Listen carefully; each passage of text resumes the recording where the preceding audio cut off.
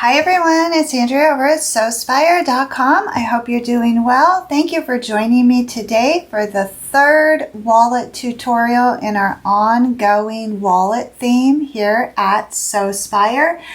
Today I am going to show you step by step how to craft one of these darling quilted tri-folding wallets.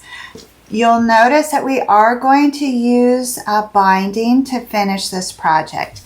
I have tried to keep this as simple as possible. In fact, I would label this project beginner friendly. So please don't be intimidated by the binding. Inside of this project, you have a pocket that is perfect for cash. Then you have 4 card slips, which will each hold multiple cards. And then across the top, you have 2 wider pockets that are great for things like receipts or larger items that you might be carrying. In total, the project requires 3 fat quarters. So it is a great scrap buster project. For those of you that are collecting the design boards, I do have a design board for this wallet. You can find the link to purchase that down in the notes. The design boards are collectible one-page PDFs, which include all the pattern measurements, the supply list, photos of the project, and then a hyperlink to this very tutorial. The logic behind the design board is that you can save them for future inspiration and you will not have to search for all the pieces. They'll be right there on one page, archived on your desktop, or if you like, you can print those out. So shall we get started? Okay, we are going to begin by crafting the 4 pockets that are on the inside of this wallet. You will need a total of 4 pieces of material, which are 8 inches wide by 2 3/4 inches tall. And you're going to take those 4 pieces and pair them up right sides facing so that you have 2 sets of those. And I have pre-crafted the second pocket in every instance. Then you are going to have 4 pieces of material that measure 8 by 3.5 inches tall. And you will do the same thing. You will pair those up, 2 pieces right sides facing, so that you end up with 2 sets and ultimately 2 pockets in each size. So again, I have 2 of those pre-crafted and I'm going to walk you through the process for the remaining 2. So we have those positioned right sides facing. Now using a 1/4 inch seam allowance, we want to stitch along that top edge and join those 2 pieces of material. And then you're going to open that panel up and you're going to press the seams over to one side. And then you can fold those pockets in half right on that seam and press again. And now along that top edge there, because we created that seam, we now have 4 layers of material. So that will offer that lip of these pockets a lot of stability. So we want to come across that top edge with a 1/4 inch row of top stitching on all 4 pockets. So you'll end up with 2 of the larger pockets and 2 of the smaller pockets. These smaller pockets are going to be used for our cards, and the larger pockets are going to be used for cash, and then one of them is going to get divided in 2 and it can hold larger documents. It also works really well for cards that might have a little more girth to them. So you're going to have 2 body panels for this wallet, which measure 8 inches across and 12.5 inches tall. One of them will be backed with a heavyweight fusible interfacing, and that will be for the interior. The exterior is backed with a piece of lightweight fusible interfacing and a like-size piece of Annie's Soft and Stable, and then quilted. And you can quilt this any way that you like. I just did a very informal diamond pattern here. I didn't measure, I just free stitched that, and this is what I ended up with, and I really like that look. The combination of the lightweight fusible and the Annie's is absolutely stellar. It results in something that to me reminds me a lot of a denim. So we are going to set aside the quilted exterior panel and work with this interior panel, which has the heavyweight woven fusible. And we will position one of the larger pockets towards the base, and you can go ahead and tack that down with 1/4 inch stay stitching on each side of that pocket.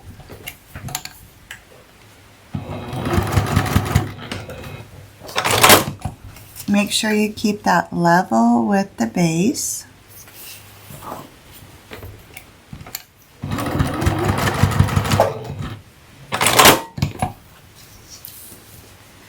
And then the second larger pocket is going to go along the opposite side there, or the top of the wallet. And you will be aligning the raw edges on that short edge and on the sides, nice and straight. And same thing, you're going to tack that pocket down just at the top edge there.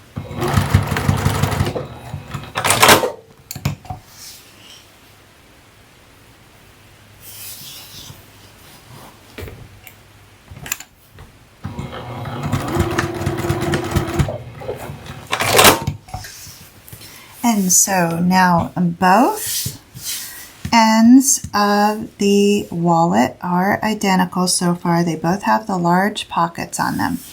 This pocket that is towards the top is going to be divided in half. So you're going to come in 4 inches and stitch right along that center line, and you can reinforce at the top of that. And I'm just going to gently press in a little stitch line there for myself. And so now that top pocket is divided at center. And now I want to work with my card pockets, which we are going to be using an inverted seam here. Some of you may consider this a French seam. Only difference is though that we're not going to be encasing it, so I just kind of call it an inverted seam. So the first short pocket is going to be positioned 5 inches up from the base of the wallet. You're going to turn that upside down so that you are aligning the raw long edges of that pocket 5 inches up from the base. And then you're going to stitch across there using a 1/4 inch seam allowance.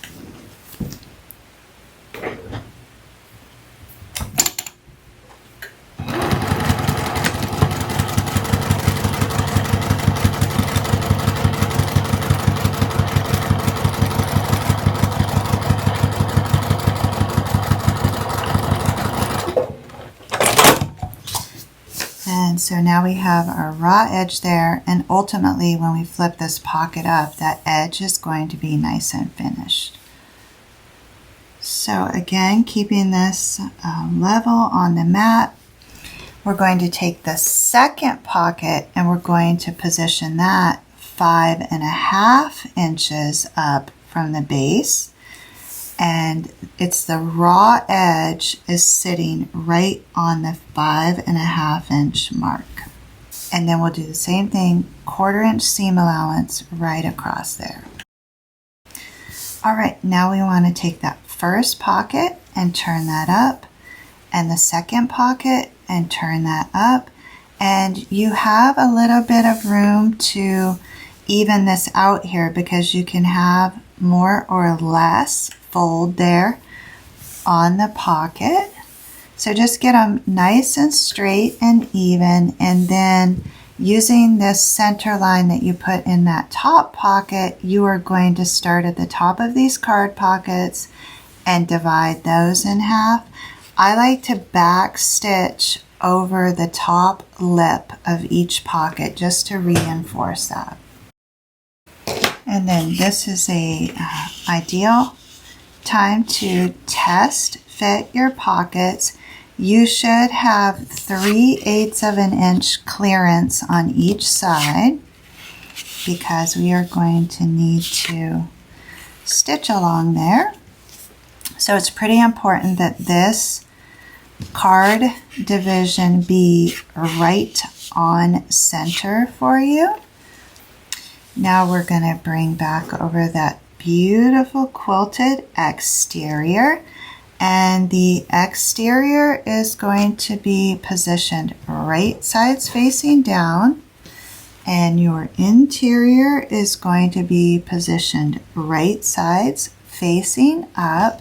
And you're going to want to take your time and align those pieces. What I find is when you quilt the material, it does tend to shrink up just a bit. So make aligning your sides the priority, and then equally distribute any shortfall along the top and the bottom. And I just put a couple clips along there to hold everything in place.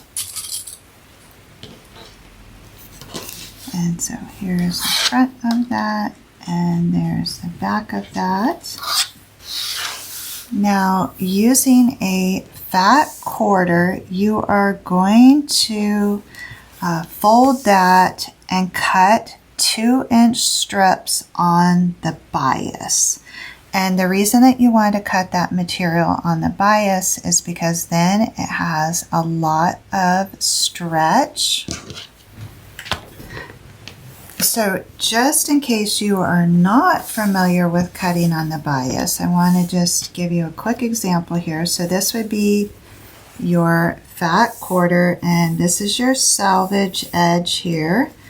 So what you will do is take that selvage edge and fold that material diagonally so that you have something that kind of looks like a bandana, like you might tie around your dog's neck or put in your hair.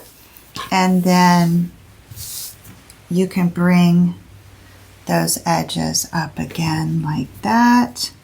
And so this is your folded edge here.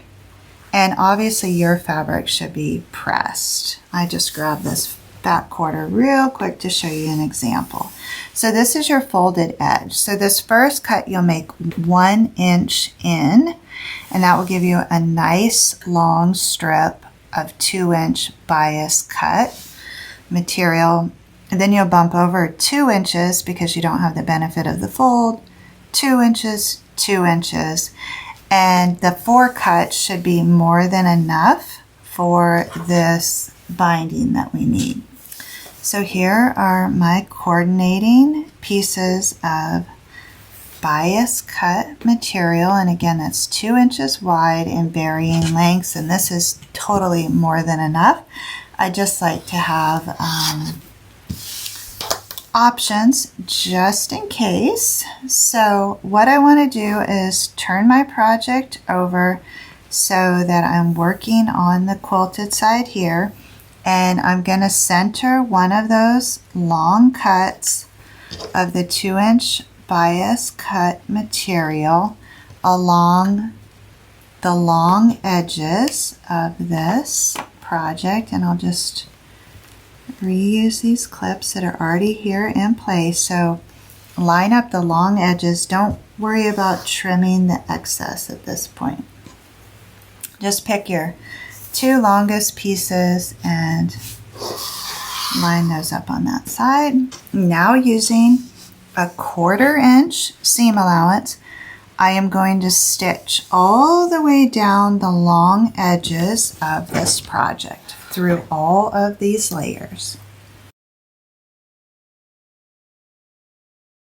Then after you get those strips attached, just fold that over and make sure that you have, in fact, captured all, oh, look at that, my pocket flipped up. That's a whoopsie. So we're gonna fix that.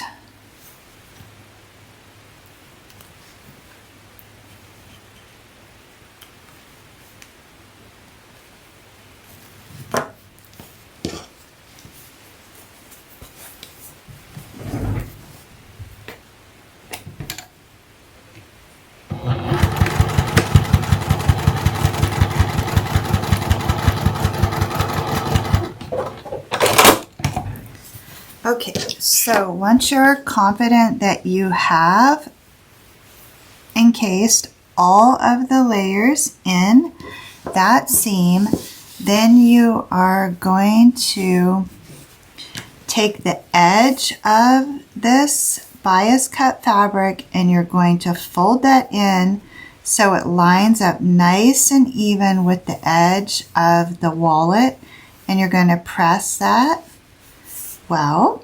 So after you press, you should have something that looks like this. And then if it makes it easier for you, you can trim these up with just a 1.5 inch, 1.25 inch tail.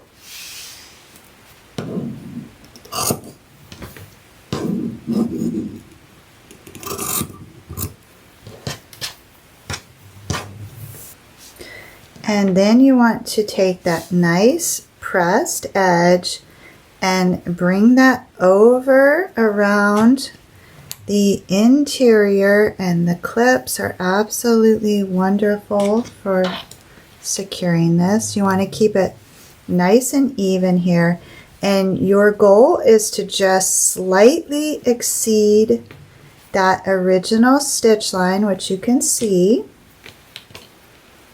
And the more level you can keep this binding, the better. You have room because of the bias cut to stretch that a little bit, but don't go too crazy. And you repeat that process on the opposite long edge.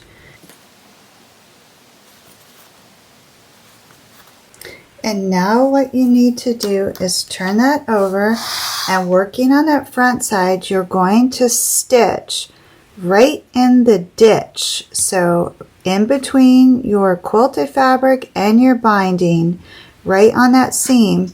And if you kept everything nice and level, you're going to catch that underside of that binding in that stitch line, and you'll have a very nice finish on this. So we're going to just stitch in the ditch on both long edges.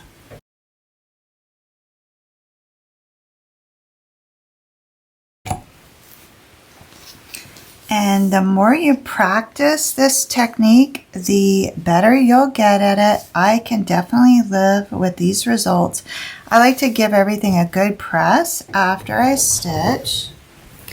Okay, before we can attach the binding to the short edges of this, we need to install a snap on this divided pocket side. So we're going to come down 1 inch from the top of that short raw edge, and we're going to put the snap in between the foam and the lightweight interfacing. And you have a lot of options when it comes to choosing a snap for this project. You can use the prongs, you can use the magnetic snaps. On my initial prototype, I used a pronged heavy duty snap.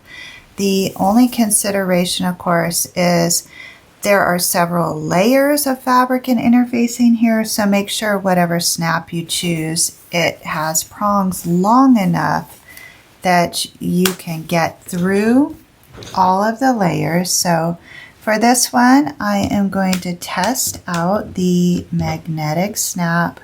So I like to take the backing on that and position the top of that 1 inch down from my raw edge there, and then I just use a marker and mark where those slits are.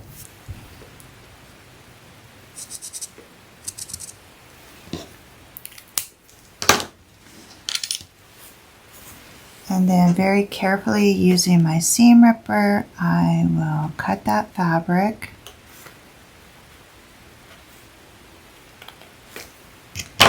And then I can position my snap on there, and I'm going to go ahead and put the skinnier end of that through. And the prongs just poke out the back. Then you can put the plate on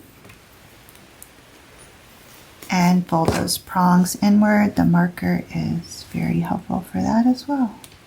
And so I have the male portion, or the flatter portion of the magnetic snap, attached on the divided two-way pocket.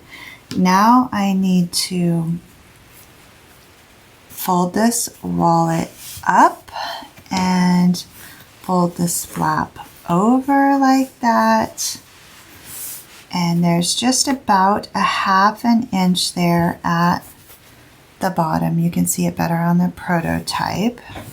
So I need to look under there and get an idea of where I need to position the remaining part of this. So I just lay that backing plate right there and hold it in place, and then I can go ahead and mark where I will install the remainder of this. And so in this case, I am only cutting through the foam, and this is on the exterior of the wallet.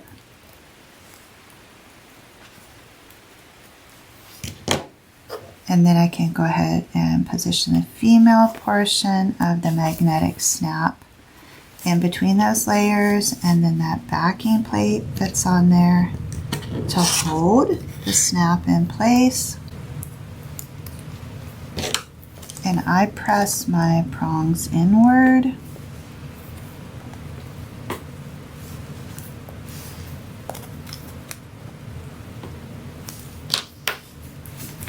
And then you can test fit that.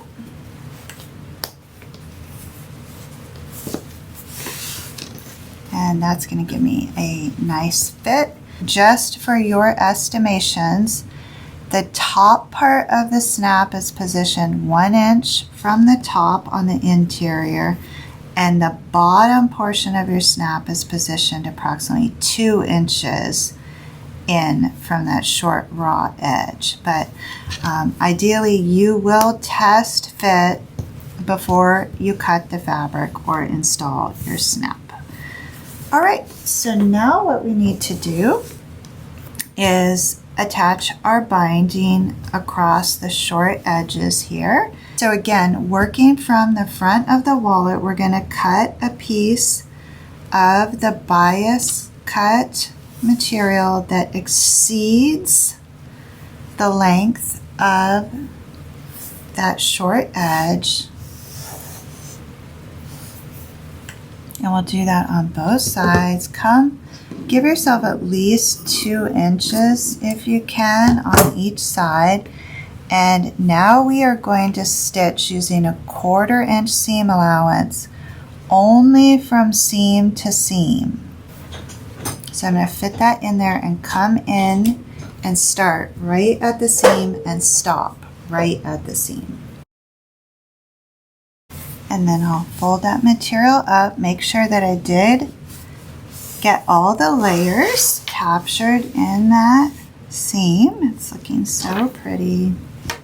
And then same thing, I want to check on the opposite side there. And then at this point, I can go ahead and shorten those long edges even more. I can even those right up with the wallet.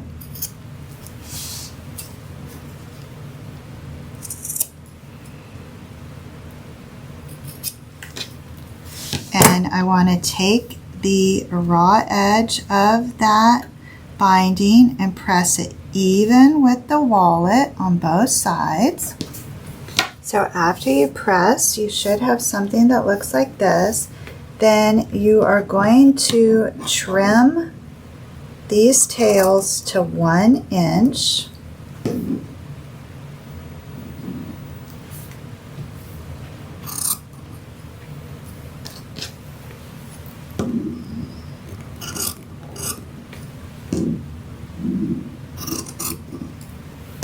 And you're going to press those over, and then you're going to press that binding over.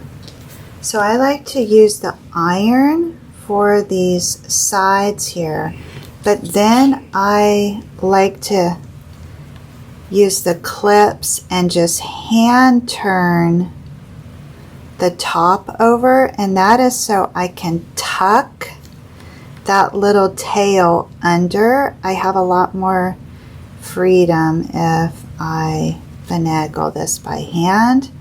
So once you get that corner secure, get your clip on there and then work your way across. And we have the same goal. We just want to overlap that stitching, which we can see the stitching line, just a smidgen, so that when we stitch in the ditch, we capture all of this binding and the wallet layers in that stitch. As you get close to the opposite edge, go ahead and position that material in there and adjust as needed so that you don't see any raw edges and your corner is as clean as possible. Get that secure and make sure you are overlapping that stitch line. And then you'll repeat that process on the remaining short edge. And then turn your project over to the exterior and stitching in the ditch, come right across that binding and secure it.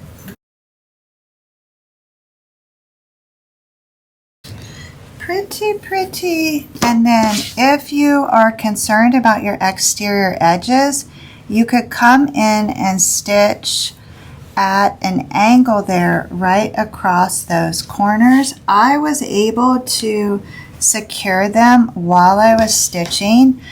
For this project, I definitely recommend you use a thread that will blend very nicely with your fabric. And then these corners will be less noticeable, but overall I am really satisfied with the look of this. I would definitely sell this piece. That to me is the qualifier for quality. If I would be proud to put it in my Watermelon Wishes Etsy shop and list it for sale, then it is good quality. So along the base here, I have a cash slip. At center, I have 2 layered card slips. And then across the top, I have 2 wider pockets that will also hold cards nicely, but are great for larger items like the to-do list or odd shaped things that you might keep in your wallet, say receipts, things like that. And so it is a tri-folding design. So This is what it looks like closed, and it just has a lot of substance. It feels really good in hand. It's super pretty. This is basically a happy wallet for sure. I think it will make a great gift and be a wonderful seller at craft shows and in your Etsy shop. So I want to give you some measurements before we say goodbye today. Finished, this project is still measuring 12.5 inches tall, and that is because we preserved all the length on this with the binding. Likewise, we are still coming in at 8 inches wide because we preserved all the length and we did not trim anything off that seam allowance. So that's an ideal sized wallet. And then when it is closed, we are measuring 4.25 inches, and depth is going to vary based upon your contents, but when the wallet is empty, it's about 3/4 inch here across this portion. So I hope you enjoyed the project. It was an absolute pleasure to sew with you. I will be back next Friday with another wallet tutorial for you. If you are just joining us, please check out the other wallets that we have made here at Sewspire in the month of August. All right, well, I want to thank you all for sewing with me. I'm really happy with how this design comes together. This probably is my first tutorial using binding. I hope that I simplified the process enough that even our beginners would give this project a go. I want to thank everybody who purchases the design board for this project. Your purchase directly helps support the channel and provides me the resources that I need to purchase fabric and maintain the equipment and the machines. Please let me know down in the comments if you will be making one of these tri-folding wallets, as well as if you have any requests for our remaining wallet tutorial. So until we meet again, as always, please know the creative genius in me will be celebrating the creative genius in you. I hope you all have a wonderful week. I'll see you next Friday, 12 noon Eastern.